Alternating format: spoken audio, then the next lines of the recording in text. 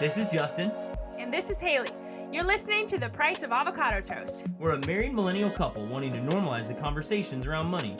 We want to hear about your highs and your lows, The do's and the don'ts on your path towards financial freedom.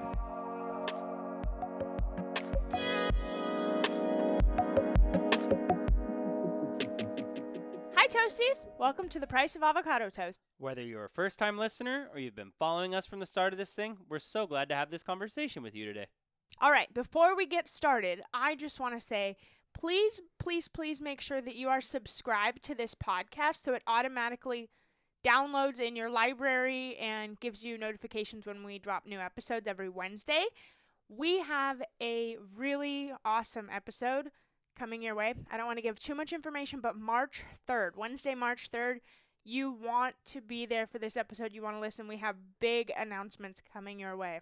Yeah, it's exciting episode content March 3rd. So, I'm looking forward to it, and I hope our listeners are looking forward to it as well. Me too. For sure. But that's still 2 weeks away, you guys. So for today's episode, we got to sit down with Chris from Inspire to Fire. You'll notice that we had Chris, and then we had Kristen, and now we're on to Chris again. We're just following right along with that trend. But anyways, we sat down with Chris from Inspire to Fire. We hope you enjoy the interview. I don't want to keep you waiting. Let's jump right into it.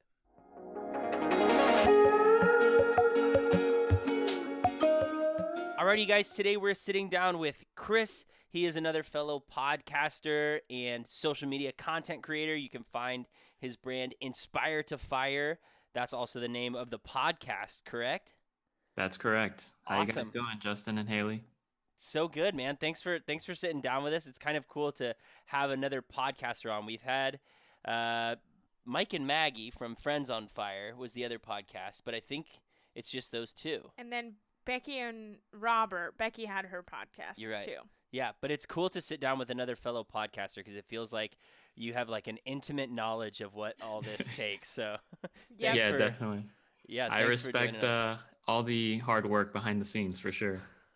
Absolutely. It's it's fun, but it definitely takes some work sometimes. So we had Mike and Maggie on there from Friends on Fire, which is another podcast. But if our listeners haven't listened to that episode yet, it's episode 13. If anybody wants to check in on it, why don't you give us like your rundown when somebody in the world comes up to you and it is like, hey, what is fire? What does Inspire to Fire mean? Like, what is your plan or your outlook for it? Yeah, so I guess I would say that Inspire to Fire means just me providing inspiration for people to take hold of their future, their financial future, and to achieve financial independence and have the option to retire if they want. So I just chose fire because it rhymed with inspire, but I'm not really focused on the RE as much as, a lot of people are not. So that FI is that key component. And I would say that that's kind of a passion of mine. I do love to talk about money with all my friends and family. So I figured why not just bring that to a podcast and try to reach others. And hopefully, I've always said that I'm not really in it for the money at all. I really am just in it for helping others. And I get emails all the time that say that I've reached somebody and helped them along their journey. And that's as much satisfaction and fulfillment that I need. That's great. It seems like it's much like us. It's like a passion project thing. And so it feels really good, like you said, to inspire others. That's pretty cool. So you obviously have the podcast, Inspire to Fire, but then you also have on Instagram, you have what I think is like a pretty well curated brand. Like scrolling through your Instagram and stuff, like I think it's really clean. It's really sharp. Like, did you have any background in marketing or social media, or is it just like you like wanted to inspire people and spent time and invested into it? I appreciate that. No, I had no experience at all. I had no Instagram at all before that, not even a personal one. So I just have been learning on the fly, and I should delete some of my first posts because they are pretty awful, but I keep them there. So if somebody really wanted to scroll back that far, you can see the progress I've made. But I've just been learning and trying my best. I use Canva for a lot of my posts, and I just get inspired at certain times, and I just go and try to create something that others will really find, like that they will stop scrolling at that time and just engage. That's what I'm looking for. I guess everybody's doing the same thing.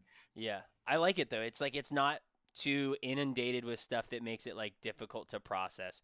Maybe as somebody who like visually I need things to kind of like grab me but also not be like over the top. It's really easy to like soak up. So, I appreciate it. Yeah. No, I To the appreciate you guys point. with that. Yeah, I do my best. Definitely. Thank you. Thank you. Okay, so would you mind just giving us the little lowdown on kind of who you are and your path to financial independence, how you got to where you are today? Yeah, sure. So my name is Chris, and I am about 3 years into my financial independence journey.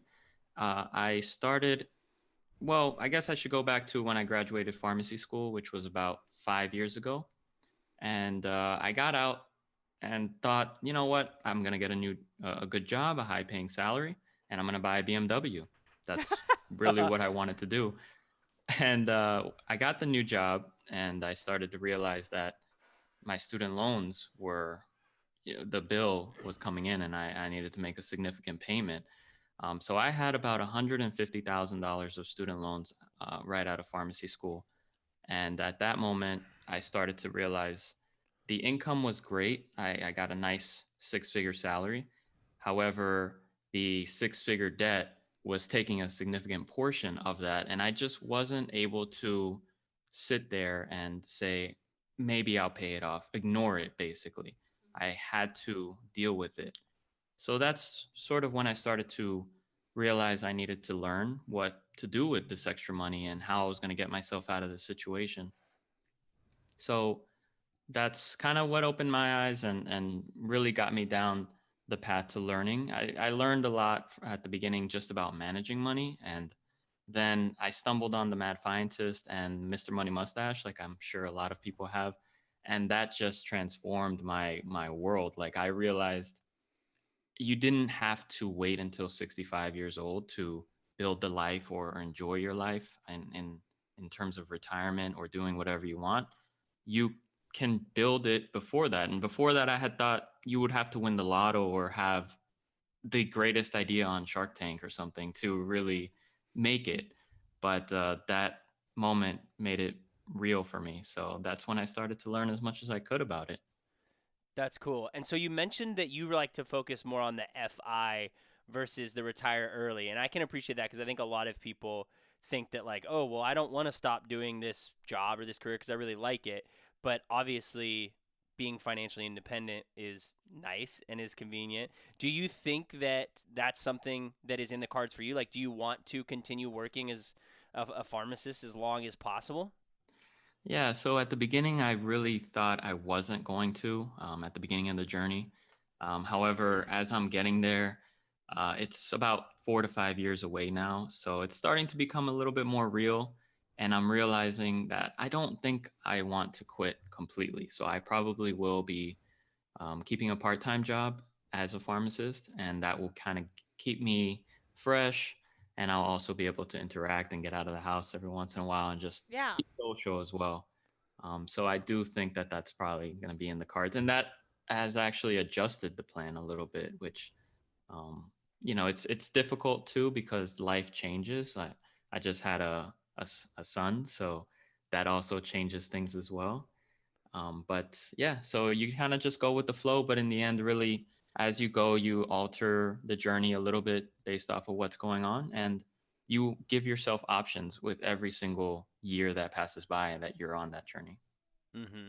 That's great. So you're a podcaster just like us. Did you have like family that you were just nonstop talking to and they were like, you need to start your own podcast or like, how did you jump on the podcast train? No, I think what happened was like, well, people were not really feeling that same passion that I was.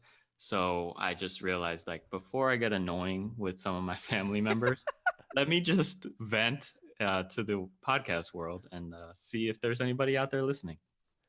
I like that. Yeah, we definitely faced that as well because we got to the point where we were annoying, and it was like, okay, yeah, we should probably just like speak into the void instead We and were like stop past ruining annoying. relationships.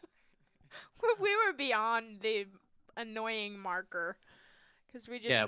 were so into it. Well, what's funny now is that people and my family and friends are tuning into my show to hear my thoughts on certain things. And so I'm kind of talking to them, but it was previously recorded. So Yeah. kind of interesting how that works out. And it's not like straight to them face to face. Yeah. It's, you still have Hmm. that like kind of like that conduit to spread the message. That Yeah. is so funny. My mom just drove. She went on a little road trip, and she only listens to our podcast like when she's in the car driving. Hmm. And she recently bought a new car. And I told her, don't do it, don't do it, don't do it. And so she had to call me after she listened to a recent episode of ours. And she said, I just want to say that even though I chose to do things differently, I really respect your view on things. And she just wanted to tell me that she was listening to the podcast. Even though everyone's going to do things their own way and choose their own real path, I guess, to financial freedom or wherever they're going. But Hmm. I thought it was interesting because I was not talking to her on the podcast. I was talking to everyone else, but everyone's going to take it in their own way.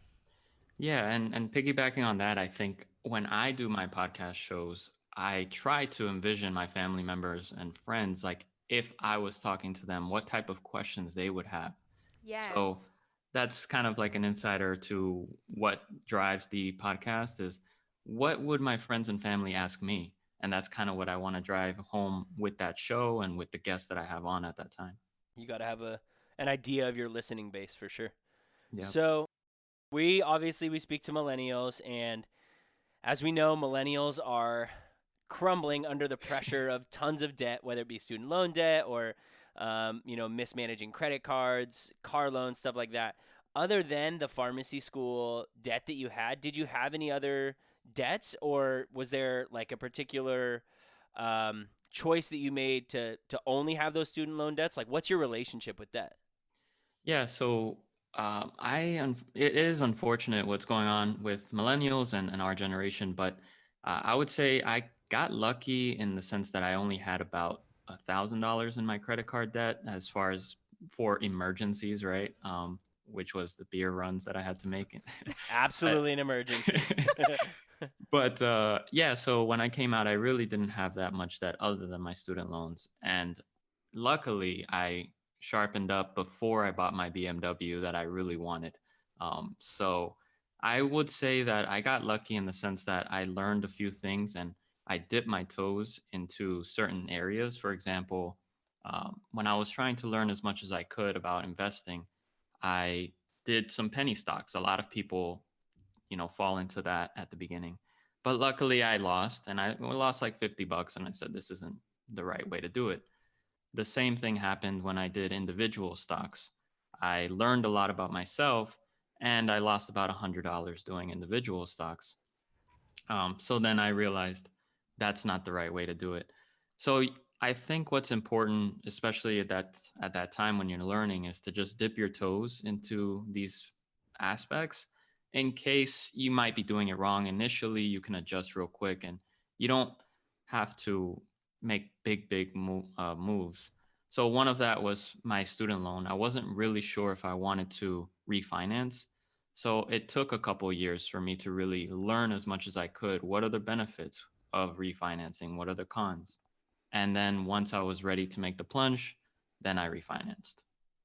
I like that. So, do you think that you'll ever turn Inspire to Fire like into any type of like fire coaching, or do you like where it's at right now with like the content and stuff?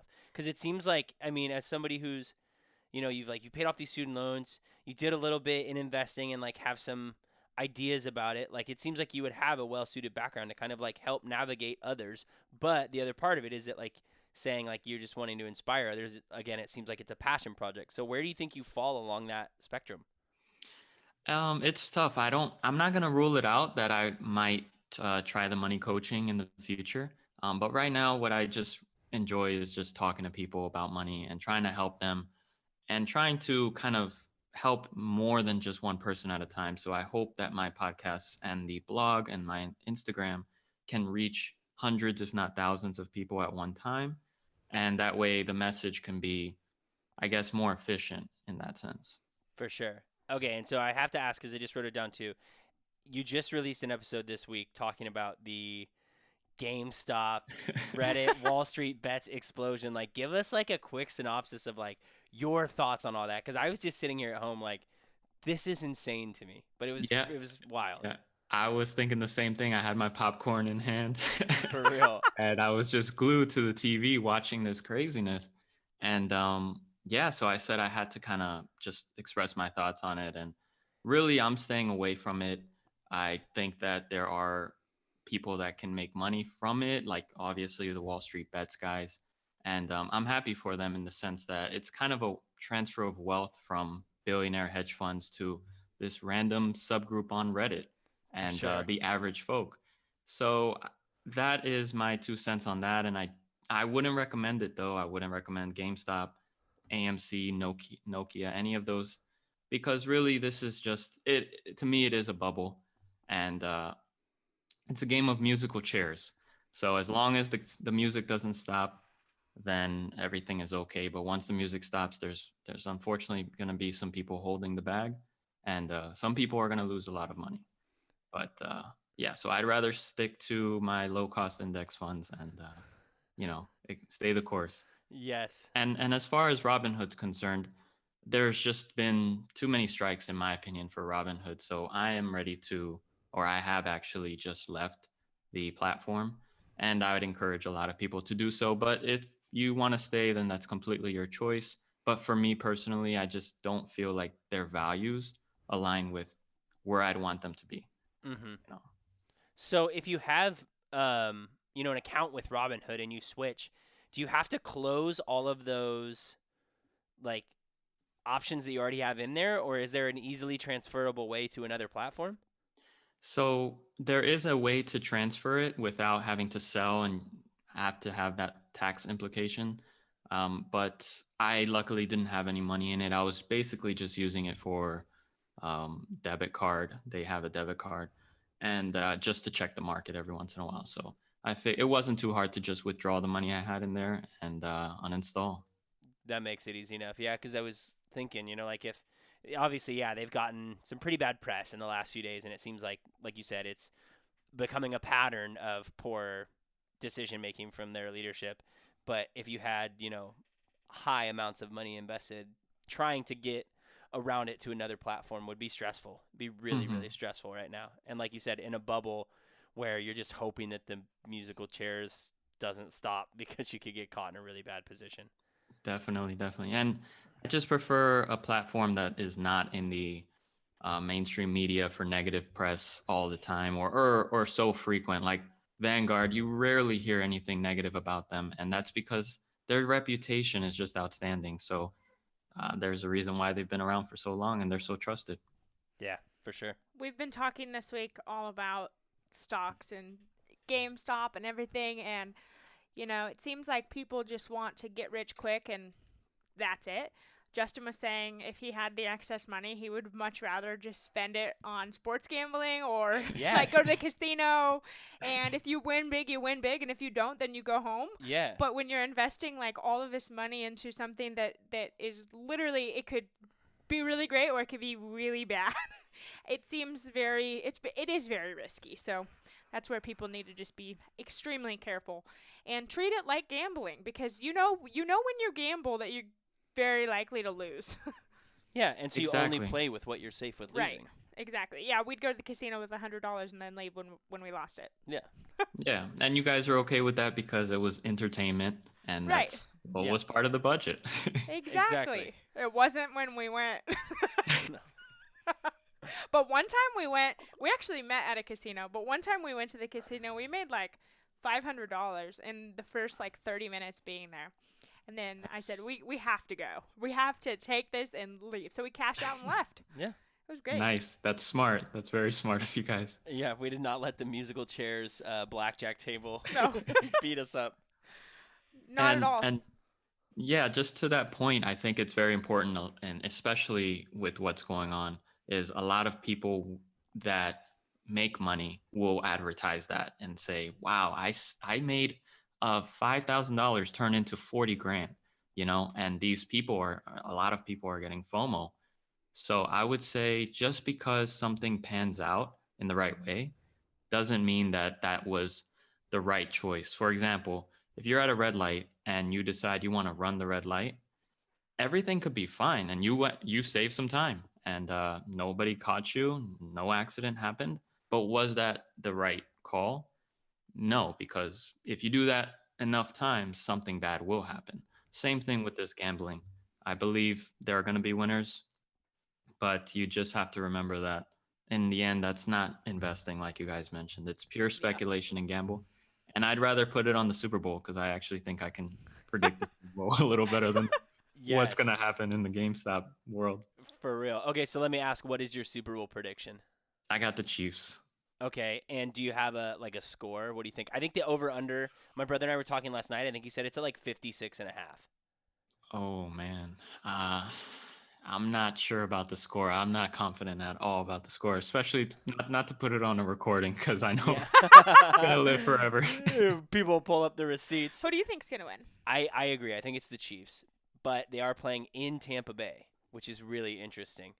Yep. So I don't know. It'll be. I will say it will be a good game.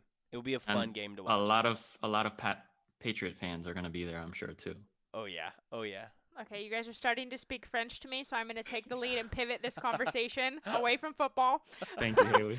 I just have some questions about pharmacy school because we've spoken to some people who have large amounts of student loans debt, and I just want to know basically how much was your pharmacy school? Yeah, so in total, as I mentioned, it's about 150,000 that I came out of pharmacy school with.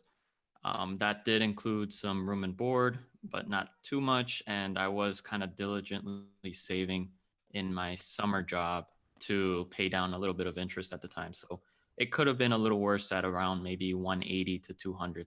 Some of And my how peers. long is it? It was a 4-year program. Okay. Hmm. Because I feel like people just have these ideas that the only way you can make big money is to go become like a surgeon or something. And there's so many other avenues, but I don't know.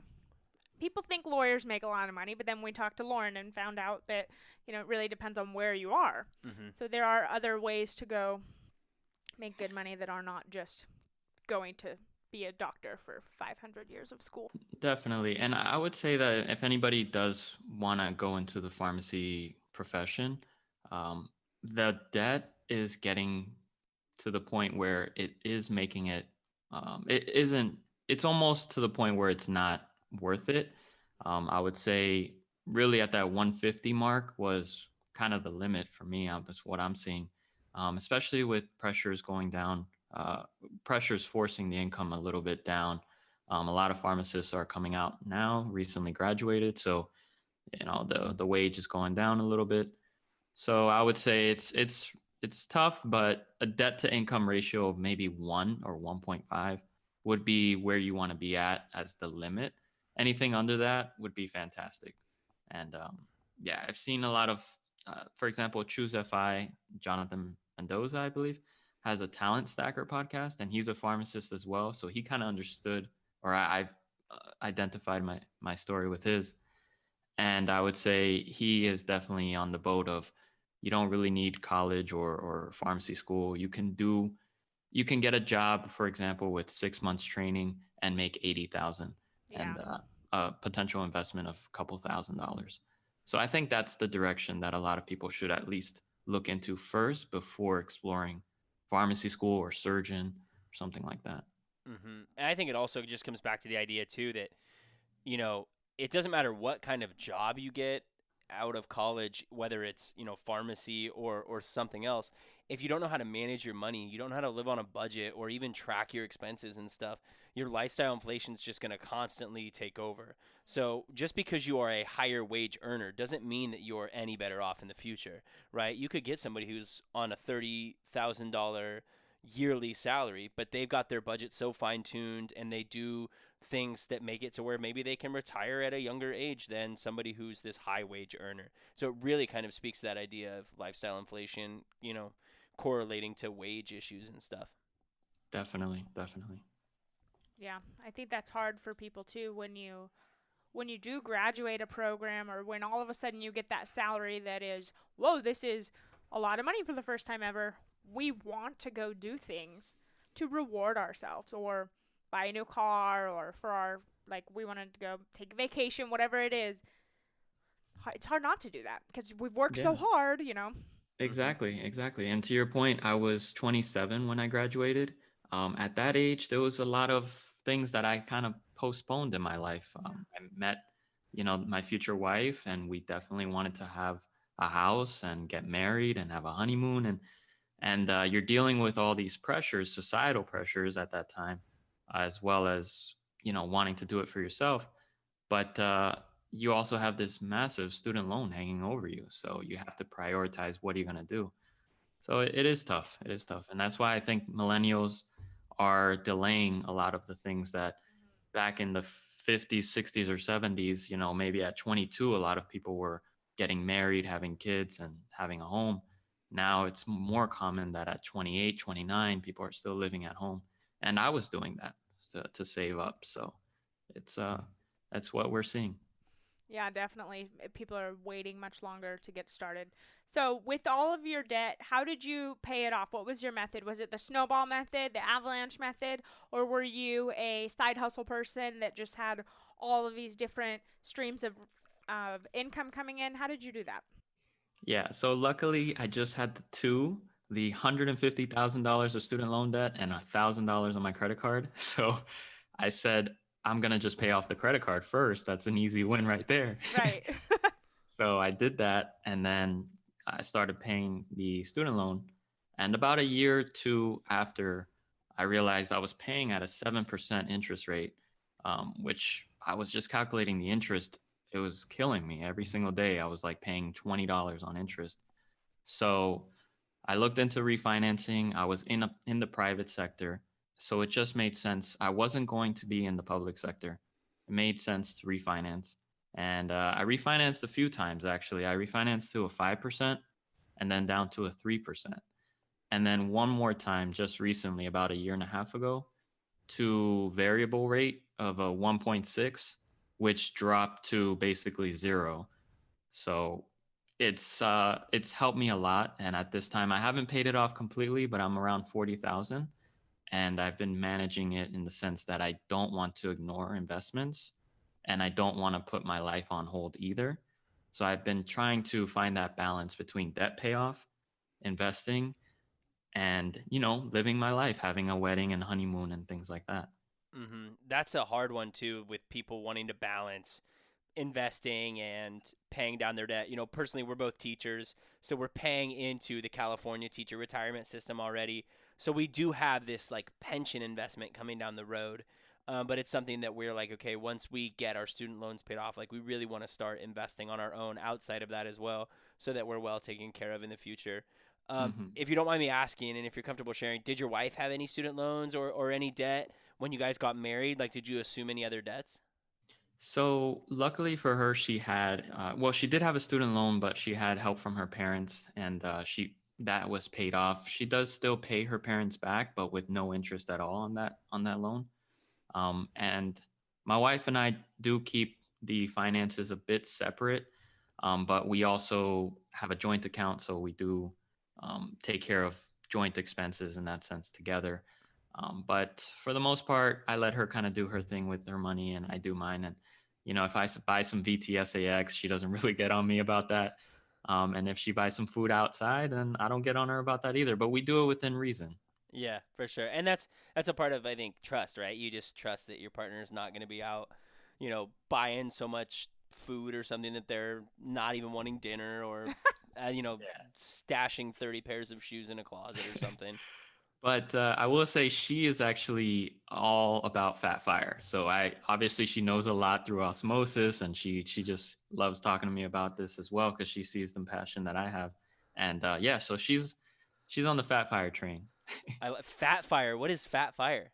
Okay, so FatFIRE is normally the traditional fire goal would be to have 25 times your annual expenses. So if you spend 40,000, you would want to save up $1 million.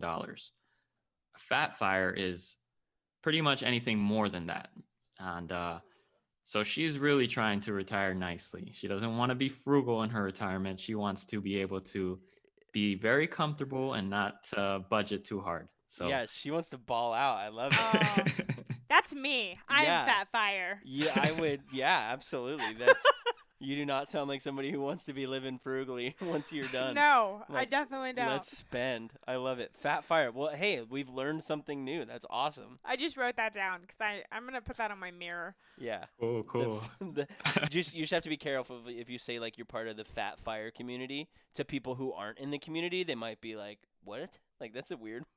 Yeah. Why are you saying that?" the FatFIRE community. I love it. That's rad. Yeah. I like that.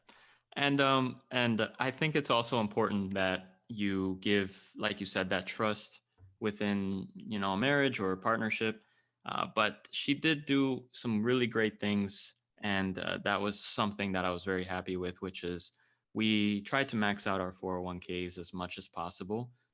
So that's something that she got on board. So doing these really good first steps like maxing out or contributing to your 401k or getting a debt payoff plan, um, can make the journey easier because you're taking care of the big stuff, the important stuff, and then the rest can be not so scrutinized. Basically, if whatever you have left at the end of the month, if it's $100 or $200, you don't have to be so diligent with that because you're doing so much and so good with your 401k. You've already paid a little bit more on your debt, for example. So you can kind of treat yourself a little bit more throughout the journey. Yeah, you give yourself a little bit more freedom, and I mean, that makes sense. It's almost like when I'm recently trying to get on a much healthier kick. I'd like to be around for our kids a little bit longer than my dad was around, and so we've been saying like it's all, I believe, about moderation. Like you don't need to sit there and be like, this is such a bad thing, but if you take care of as much as you can, as often as you can, then you can treat yourself and be like, okay, cool. I really want that like dessert tonight, or I'm stoked to have pizza on the weekend. Or I told her like, hey, at the Super Bowl party, like I need to get a good workout in the morning because I know I'm going to be like snacking all day. Definitely. Right. But like, you don't need to just be like, okay, well, this sucks. I hate my life. All I eat is cauliflower and broccoli, Yeah, exactly. Like you said, the balance. You got to find the balance. The balance for sure. So we are recording this on the last day of January, but was it last night that we went out to eat? No, 2 nights ago. 2 nights ago, we went and got some takeout, and it was not in the budget, and I'm not telling people to just go off budget, but we had extra money in our bank account at the end of the month because somewhere along the lines in our budget, we didn't spend in certain categories and there was leftover money. And so we were like, hey, it's date night, let's go get some dinner and call it what it is. Like, we've been really good this month, and it's not like we're going into debt for this. So that's how we justified it. And I think it's a really slippery slope with rewarding yourself and thinking that you deserve all these things when it comes to like being able to really afford it or not. But that's how we've rewarded ourselves at the end of the month. We were like, hey, you know what? We've got this. Let's do it and start fresh February. Yeah, and just the last final point on that is I'm not really a budgeter in that sense. I do something called force scarcity. I don't know if that's the exact term, but I try to just automate everything. So I get my direct deposit in and I automate my investments, my debts, my mortgage payment, everything that I need just gets transferred out automatically from my checking account to wherever it needs to go. And then whatever's left, maybe it's a couple $100 or whatever, that's the money that I know, it's okay for me to spend if I want to, and I can do whatever I want with it. So it helps me, and that's just my way of doing it. It's not for everybody, but yeah, you just have to decide what's better for you. If you like the $50 category or $100 category, and that makes you feel less guilty about spending, and if you put it in the budget, then go for it. If you want everything automated and then whatever's left, then do that as well. But for me, it's helped because I don't have any guilt in spending that money. And then secondly, when you open up your checking account and you see $200, it kind of motivates me to get a side hustle, and it kind of lights a fire under me to say, okay, maybe I can make a little more, even though I do have the money, it just left. So I don't For open sure. my checking account and see it. Yeah, I like that. Force scarcity. I like that. Yeah, live off the means that you've got once everything's already gone out. I like that. So I have to ask, as somebody who's a new parent, and we have a little one of our own, Have you thought about how you guys want to bring up finances to your family, your son and future kiddos as that comes around? Oh man, that's tough. I mean, he's just 3 months, so So you I've haven't been. started yet? What? I know I need to get on that, right? For real? When's he your next podcast guest? So yeah, exactly. I need to get on that, but I'm also trying to see. I want to find that balance between um, helping him learn these key principles and having him really understand them as he grows up, but not overdoing it to the point where they just don't want to hear it anymore and they're tired of it. Because I have heard that sometimes you can get a little bit overly passionate, and then they just don't want to hear it anymore. They shut down. So we'll see how it goes. But for now, I have been investing a little bit for him and for his future, and let 18 years of compound interest work on in his favor. Yes, absolutely. It's definitely a delicate balance though, because it's something that we've talked about. Like how do you manage the way that we obviously feel about money, but then let your child grow up to be their own human who makes their own choices. And obviously, you want to share successes or maybe wiser choices because we've learned from the stupid tax that we've had to pay doing dumb things, right? But then the other half of it is like, okay, well, my child needs to become their own adult and they need to make their own choices. And sometimes that comes with taking your lumps. And, how can I manage that really fine line of helping them be successful with not being overbearing and turning them to be resentful? Definitely. And a lot of key lessons and things, principles that are stuck in my mind that are going to live with me throughout my journey and my life have been those mistakes. So, like you said, I do think it's important sometimes for them to make their own mistakes. Yeah, agreed completely. Yeah, those have definitely been. I mean, I don't think we'd be here had we not done all of those things and screwed up so much. I think we would still be screwing up. Yeah. I think we had to make the mistakes to learn from it to get to where we are. I 1000% agree. So, our final question that we like to ask all of our guests that come on is if you could put a stop sign on the path of anybody's financial journey, if there was like one thing you'd stop them from doing, where would you put that stop sign? I would put that stop sign right before they enter college. And not to say that they can't continue through college, but I would put a stop sign there for them to really think about their choice that they're going to make and whether it's the right choice, because that's the point where a lot of people get into this student loan debt and you don't realize it until you're out that you're just basically signing on the dotted line throughout that time. So I would put it there. Yeah, it's such an interesting thing. Like I was talking to somebody else, as people say, we would never let an 18-year-old with like no credit and no down payment take out these loans for like a house, right? But we let them take out these student loans and it's so backwards because they're so underprepared for it, or oftentimes they're underprepared. I shouldn't say everybody, but there's so many different routes you can take. And you're right, with just like a quick stop, it can even be like a yield sign, like it just, hey, maybe just check for safety before you continue into the path. Like, that's such a good point. Nobody said that either. That's That's awesome. a really good one. Justin asked me yesterday, "Are you ever going to get back into dance?" And I have a bachelor's in dance. And I was like, I don't know, maybe, probably not. I mean, I went on to go get my master's, so my bachelor's did help me because I went into grad school with that prereq and all that. But yeah, I definitely am not making money from my dance degree. That's for sure. Yeah, and I think that there should be more transparency and help for students at that age. Like you said, Justin, they're 18 years old.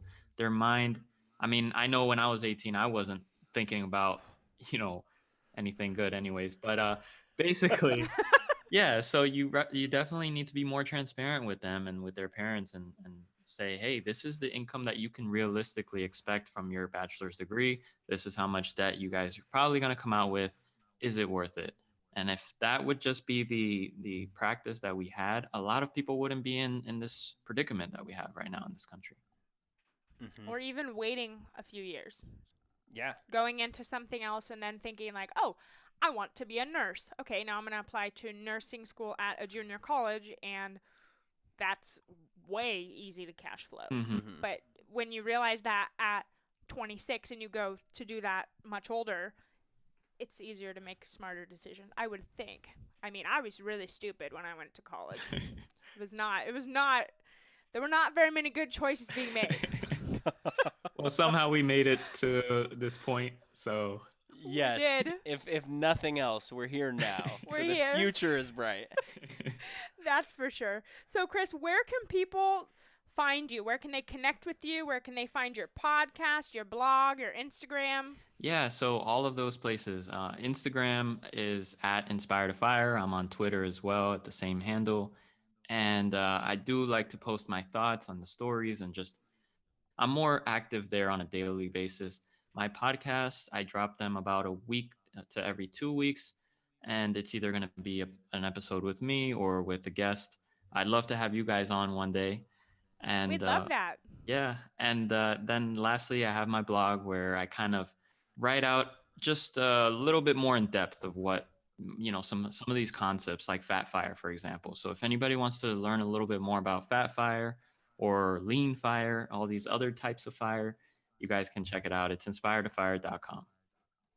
I like that. Awesome. Well, thank you, man. We appreciate getting to chat with you today, and we're thankful that we're a part of this community alongside you. We appreciate you. No, thank you guys for having me on. I appreciate it. For sure. We'll talk to you later.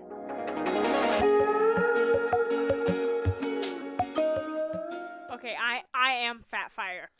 You are FatFIRE. You are, dude. You're totally. That's me. Yeah. I love this. I'm You- going to go make a post about it. Yeah, that's pretty rad. I had never heard that, but that is so. I mean, it makes sense. Like, people, you want to live the FIRE movement, and so oftentimes people are living the FIRE movement very frugally and very mindfully, but then when they're finally ready, they're like, I want to ball out. Like, I want to, really start to enjoy this stuff and maybe not live on that, like, fixed, number that they've come up with. Yeah. So it may mean, I mean, there's nothing wrong with it. It gives you a little bit of more security, so you don't have to worry so much if there's a dip in the market or something like that. And yeah, it's a more comfortable lifestyle. All right, sorry to trick you guys with the two outro musics from the interview, but we had that last little bit come up literally right after we stopped recording, and the FatFIRE idea was just pretty funny. It was like, all right, this bit is too good. We got to leave it in. Definitely. Yeah, so thank you for indulging us and letting us extend the interview an extra 30 seconds. You guys are the best fans in the podcast realm. We appreciate you. Like Haley mentioned, don't miss out on subscribing to our podcast, because March 3rd, we are dropping a very big announcement that we're excited to share with everybody, and we think that you're going to be excited to hear it. Definitely. I also want to give a big thank you to everyone who went on and left us ratings and reviews on Apple Podcasts. That is super helpful for us, really, to get this podcast out into the world. We advertise on Instagram, but when we get subscriptions, is that the right word? Yeah, people subscribing? subscriptions, yeah. There we go. When people subscribe, rate, and review, it will boost our visibility, and then more people will be recommended our podcast. So we really appreciate all of you for doing that. Yes, in the words of Kevin Durant, you're the real MVP. That's going to do it for this episode of Price of Avocado Toast. As always, we're so thankful to have this conversation with you today, and we're so thankful to be a part of this community. Happy budgeting. You've got this, Toasties. Thank you for listening to The Price of Avocado Toast. If you vibed with this episode, share it with a friend. If you're interested in speaking more with the financial coach, hit up our coach Ryan at MeFinanciallyFree on Instagram.